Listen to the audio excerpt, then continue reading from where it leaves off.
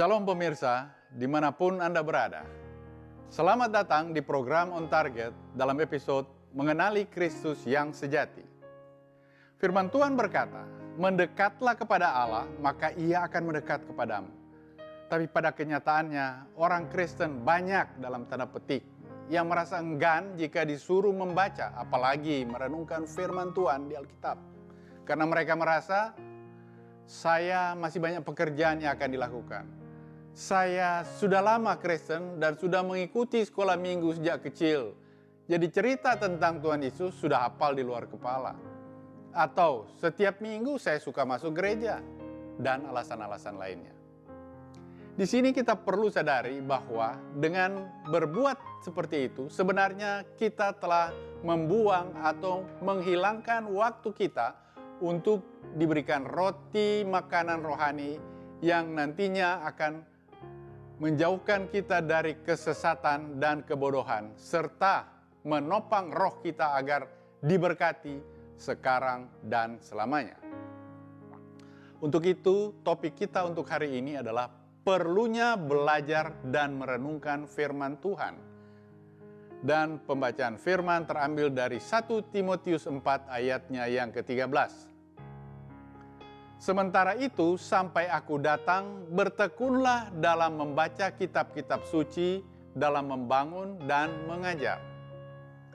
Jadi, dari pembicaraan firman tersebut, kita diingatkan untuk terus membaca firman Tuhan, untuk belajar dan mengajar dalam menunggu kedatangannya yang kedua kalinya.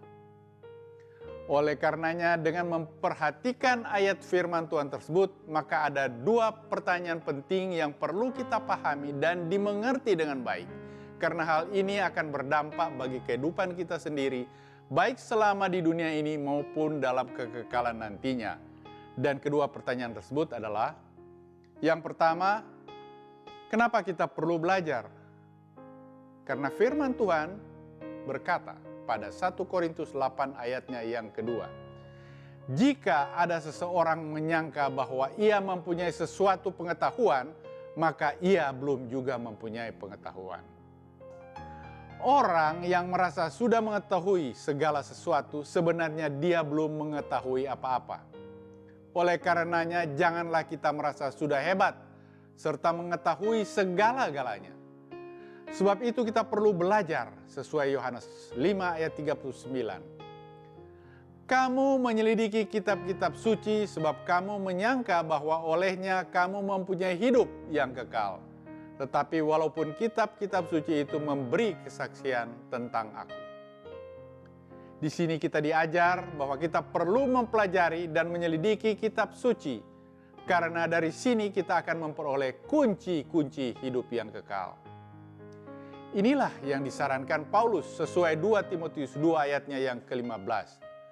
Usahakanlah supaya engkau layak di hadapan Allah sebagai seorang pekerja yang tidak usah malu, yang berterus terang memberitakan perkataan kebenaran itu. Kita sebagai orang percaya disarankan untuk belajar, karena kita semua adalah pekerja Tuhan yang selalu akan memberitakan Injil, maupun memberikan kesaksian hidup dimanapun kita berada. Karena apabila kita belajar, maka kita akan lebih baik dari yang lain. Sesuai Kisah Para Rasul 17 ayatnya yang ke-11, firman Tuhan berkata, orang-orang Yahudi di kota itu lebih baik hatinya daripada orang-orang Yahudi di Tesalonika. Karena mereka menerima firman itu dengan segala kerendahan hati, dan setiap hari mereka menyelidiki kitab suci untuk mengetahui apakah semuanya itu benar demikian. Kita diingatkan bahwa apabila kita suka membaca dan merenungkan serta melakukan firman Tuhan dalam Alkitab, maka pasti kita akan lebih baik dari orang-orang yang lain. Karena apa? Yudas 1 ayat 24 firman-Nya berkata, bagi Dia yang berkuasa menjaga supaya jangan kamu tersandung, dan yang membawa kamu dengan tak bernoda dan penuh kegembiraan di hadapan kemuliaannya. Apabila kita suka belajar, maka Dia Tuhan yang Maha Kuasa akan selalu menjaga serta membawa dan memegang kita dengan tangan kanannya menuju kemenangan. Yang kedua, apa dampaknya jika kita tidak mau belajar? Amsal 14 ayat 15 firman-Nya berkata, orang yang tak berpengalaman percaya kepada setiap perkataan, tetapi orang bijak memperhatikan langkahnya. Kita perlu menyadari bahwa apabila kita tidak mau belajar, baik itu Alkitab ataupun kebenaran itu sendiri, serta ilmu pengetahuan termasuk dari pengalaman, maka kita akan begitu-begitu saja dan kita akan mudah dibodohi dengan doktrin maupun pengajaran palsu yang akan menjerumuskan kita pada kesesatan. Karena orang Kristen yang tidak berpengalaman atau yang disebut lugu tersebut tidak memiliki ketajaman untuk membedakan yang mana pengajaran palsu dan mana yang bukan. Dan kebanyakan mereka akan lebih percaya kepada para pengajar dengan doktrin yang palsu tersebut.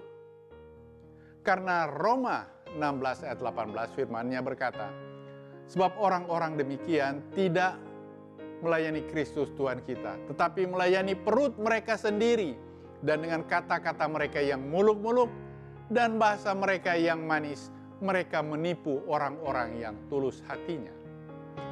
Untuk itu kita perlu menjaga langkah agar terhindar, seperti pada Galatia 3 ayat yang pertama firman-Nya berkata, hai orang-orang Galatia yang bodoh, siapakah yang telah mempesona kamu?